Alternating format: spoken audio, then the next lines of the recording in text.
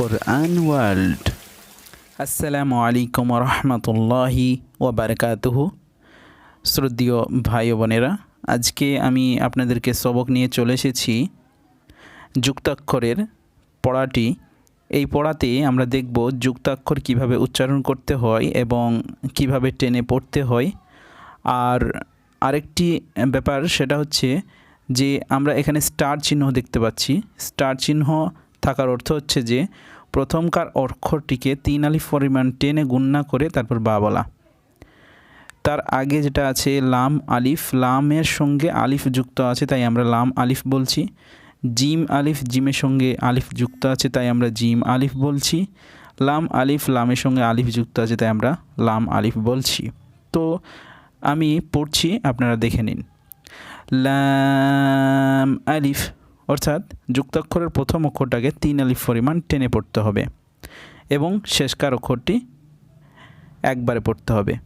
তারপর জিম আলিফ, লাম আলিফ, মিম আলিফ, লাম আলিফ, বা আলিফ, লাম আলিফ, লাম জিম, লাম আলিফ। এবার দেখুন আমাদের এখানে স্টার চিহ্ন দেওয়া আছে, তো এখানে কি করতে হবে? এখানে গুণনা করতে হবে। প্রথমে টানবো, তারপর গুণ্য করব।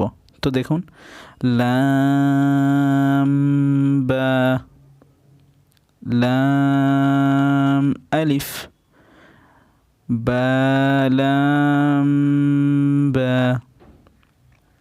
কাপ কাপ কাপ, তিনটেই কাপ। এরপর আমরা দেখব কাপ বা, এখানে কাপ বা এরকম হবে। কাপতা, কাফ আলিফ, তারপর হচ্ছে কাফ আলিফ, বা কাপতা, তা কাপসা, এরকমভাবে পড়তে হবে।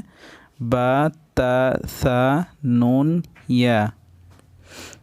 এর উপরে আমরা এর নিচে এখনও যে অক্ষরগুলো আছে সেগুলো দেখব। তো এখানে দেখুন বা আলিফ, তা আলিফ, সা আলিফ, নুন আলিফ, ইয়া আলিফ, বা সিন, ইয়া সিন, নুন সিন, তা সিন, সা সিন, সা জিম, তা হা।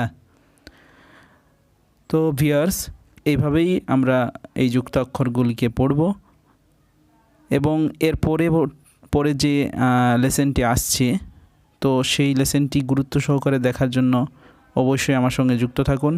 আজকে এই পর্যন্তই। আসসালামু আলাইকুম রহমতুল্লাহি ওয়াবারকাতুহু। নিয়মিত চ্যানেলের ভিডিওগুলি পেতে চ্যানেলটি সাবস্ক্রাইব করে সঙ্গে থাকুন।